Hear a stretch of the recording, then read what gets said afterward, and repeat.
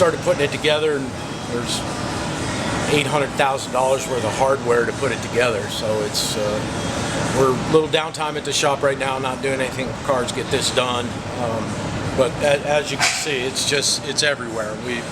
There's a lot of parts, and you put the three of us together, all real intelligent guys, but you put the three of us together trying to figure this out. Yeah. Dumb as a rock. I know. It's working out, it's coming together. We've been waiting for this booth for 3 months. Like I said, I backburnered it because we had all the metal work to do, the welding, grinding, and so forth like that, but we've gone through it so quickly that we kind of had to up the time frame on getting the booth, so we got it. Behind the scenes, Joe's going to come and help us out when he gets a chance. He was here yesterday. It is a lot easier with 4 people than it is with 3. We'll get it up, get it done. It's on the polished floor. We'll square it up. We're going to do a couple of the cross beams on it right now, and then we'll square it up and go to town. What a trip. We had a great time. Dan and I went up there, got the parts, as you saw. You know, he titled the video "On the Road Again" while it was on the wrong road again. And we were actually singing that, and then we tried to get a hotel to stay overnight because it was just a lot of driving. First one was full, second one was full, third one had a bar. Bingo. Made some cool friends. Everybody at the bar took their phones out, subscribed to the channel, started watching the channel right away. They enjoyed Dan and I's slightly dark sense of humor. There was alcohol. It worked out good. And then we got up early in the morning and headed on out. Had a great dinner that night. I mean, it's worth the trip. I want to give a shout out to the Best Western Plus in Wooster, Ohio. And that's where we stayed. Great place, great staff. Had a ball. They didn't mind us being a little bit loud. We met Charlie Brown. I know he's out there watching somewhere, but Charlie Brown, give us a call. It was a blast, dude. Had a good time. Had a good time. But I know you're just down in Atlanta, so you can come up here and collaborate with Dan, do some stuff, see the shop, whatever. So, guys, we worked all day, had some horrible lunch, but we did it. It's, you know, we'll have the metal structure of the booth finished tomorrow. This weekend, Joe and I will get some lights in it and keep going. But you know, I figured 5 days. We're probably looking at 3, and then some electrical. So I think it's moving along. It's a really nice addition. I'm really proud to have a brand new paint booth.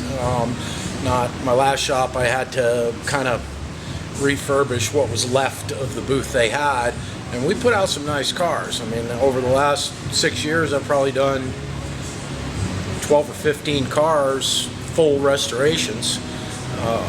And they came out nice. I'm just looking forward to, with this, there's going to be a lot less work after the paint job to go ahead and have this, and I'll get the heat for it before it gets cold out, so we'll have a heated downdraft booth. So we're going to put out some nice cars. So we will see you next time. We got most of the structure of the paint booth up. We got plenty of help today on Friday. Just some nuts and bolts, make a couple adjustments. We're going to square it up and then tie it down to the floor. And then we got to put the doors in it, build the filter grids.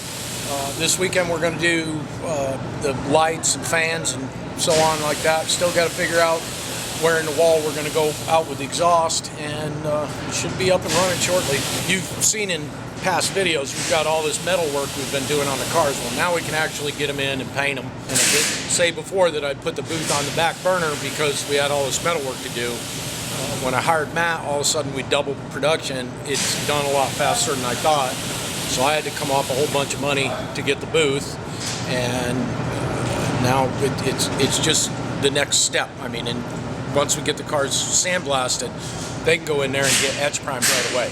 So we don't have any deal with flat dust. Like the Mustang's been sitting here for a little bit. We've got that car's got to be just lightly blasted. If you take a look around, we've emptied a lot of these crates and put in a lot of nuts and bolts, and now it's just some little stuff we got to finish up. But it's you know, one step further for the vision I had for the shop. Of course, we got to have a paint booth. I knew that all along, and it's new, so it will remain new. I've already schooled the guys in the fact that there's a special broom for the booth, there's a squeegee for the booth. We don't spray any paint on the walls. you know, just keep it clean, keep it neat, and that's, you know, that's a feature. When people come back here and see the shop, we got all this work with people coming in here, and we don't even have a paint booth, but they gave us the work anyway because they knew it was coming. So now the booth is up. We got 28 feet. We could probably put a quad cab long bed truck in there, but we're not going to do that because they don't make old ones, so we don't have to. But there's room to walk around and room to have a mixing table, and it's just it's a huge step. Not that I'm a huge believer in astrology and all that stuff, but I was having a recurring dream of my legs being heavy, trying to walk. I couldn't move my legs, and I looked it up, and it says that you haven't reached your goal. That's you're feeling held back. And now, so far anyway, because I haven't decided what piece of equipment's coming next, but I don't have that dream anymore. It could be because I just drank so much that I didn't dream at all. Maybe. I don't really drink that much. I don't drink that less, but it's... One of Bobby's friends brought us a whole bunch of signage for our employee bar / lounge, air-conditioned room. So we're going to have a neat place that we can go to get away from the hectic part of the shop, have lunch, sit in the air conditioning, because it's about 90 degrees today, but we are in Middle Tennessee. It'll be 8,000 degrees in 2 weeks with no rain for months. We got the booth. That's a huge thing. I don't know about all you, but to me, that's a crowning achievement right now, is to have that booth up. So, and it's a good one. So the next thing I'm going to get is I have a friend of mine that has a 6x8 powder powder coating booth. So we'll be able to do full rear ends, numerous engine parts, bracketry, leaf springs, anything that we want to anything that we want to powder coat, I'll be able to do instead of sending it out. It keeps it in-house. We could probably pick up, you know, extra stuff from people that just want some powder coating done. So we'll probably put Austin on a powder coating oven and let him run that show. But I want to be basically a one-stop shop. We don't do upholstery yet. I do have the room up in the mezzanine to do an upholstery shop. It's in there. It's under consideration because the more I can do right here, the better off we'll be. Keep everything in house.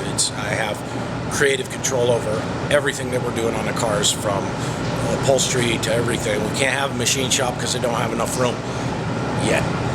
Okay, but if we end up with enough room, that's something for way down the road, and then we can do engines and just all kinds of stuff and do it all right here, just in time for me to retire. Water, it's your friend when you're working, because you can't drink beer when you're working, but coffee, you've always seen me with a cup of coffee. Well, my coffee intake slows way down in the winter or summertime, and my water intake goes way up, so maybe I won't be so pleasantly chubby. Nice.